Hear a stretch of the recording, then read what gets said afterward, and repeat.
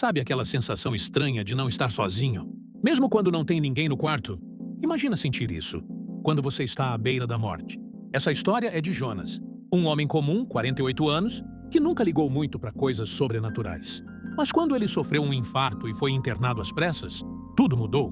Jonas contou que durante aquela madrugada no hospital, depois de horas sem conseguir dormir, ele sentiu o corpo pesar, como se tudo estivesse se desligando aos poucos. A respiração ficou difícil, a visão começou a embaçar, e ele sabia. Algo muito grave estava acontecendo.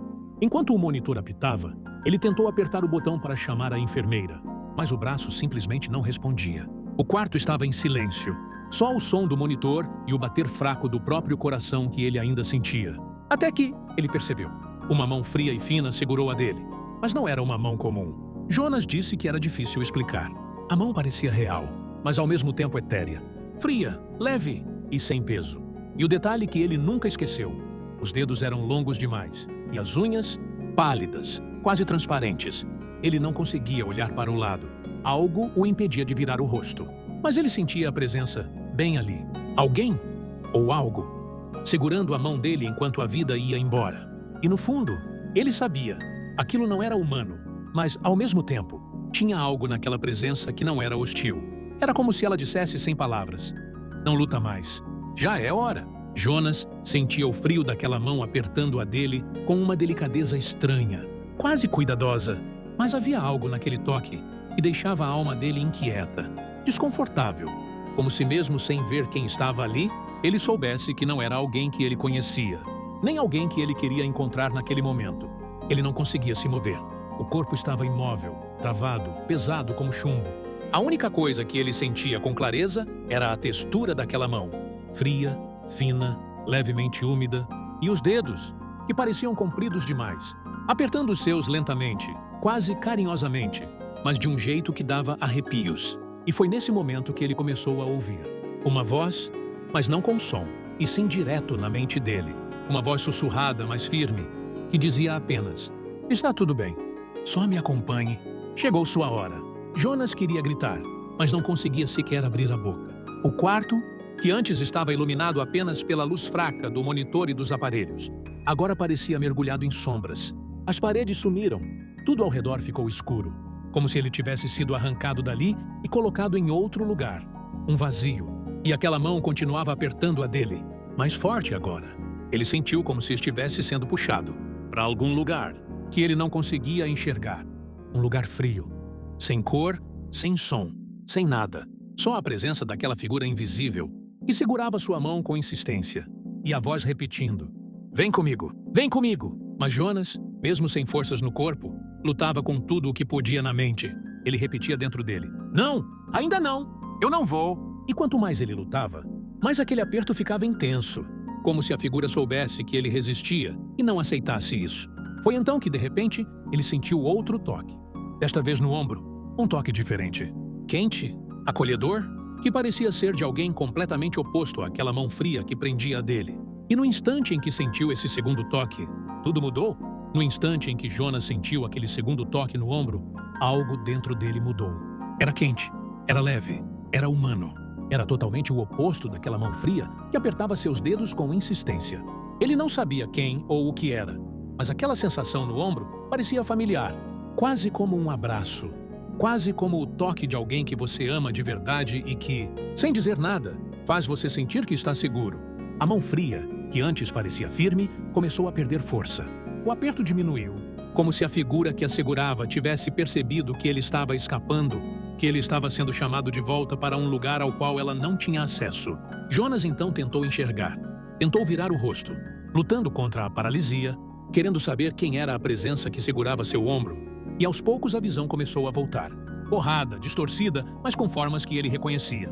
Ele viu o quarto do hospital reaparecendo ao redor, as paredes, os aparelhos, o brilho fraco da lâmpada acima da cama e no canto, quase na sombra, uma enfermeira. Era ela quem segurava o ombro dele de verdade, no mundo físico, tentando acordá-lo, tentando trazer ele de volta. Mas, antes de abrir os olhos por completo, ele olhou para baixo e viu. Aquela mão que ainda estava entrelaçada na dele.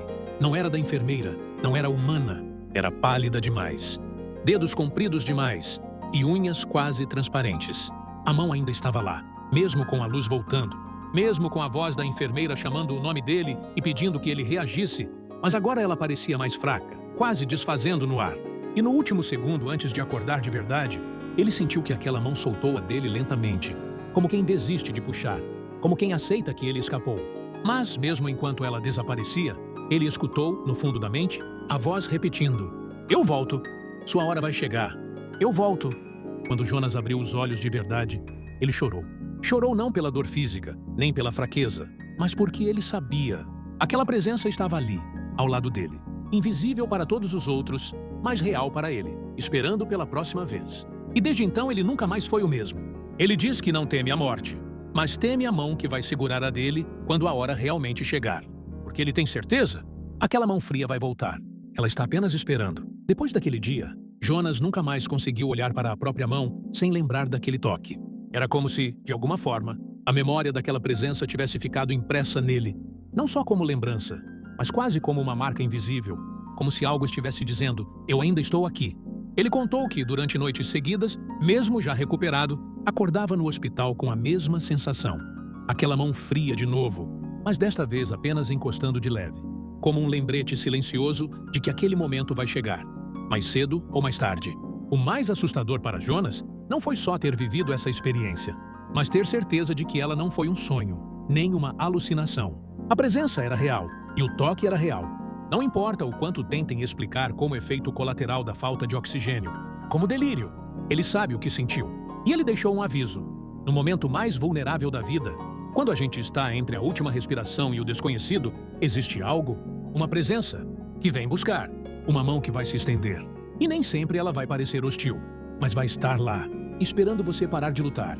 Ele diz que, desde aquele dia, o mundo inteiro parece diferente. As pessoas correm, reclamam, brigam, gastam tempo com coisas bobas, mas ninguém se lembra que, no fim, naquele instante mais frágil, uma mão pode se estender para segurar a sua, e você nunca vai ter certeza de quem ou do que ela é, até já ser tarde demais.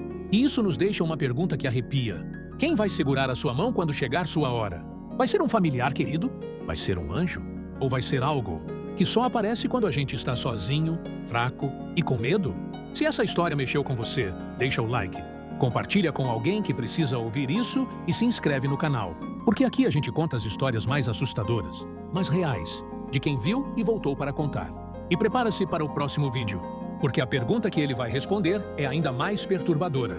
Quem aparece no último instante antes da morte? Um parente, um espírito ou algo muito mais antigo? Que sempre esteve observando você? A gente se vê no próximo.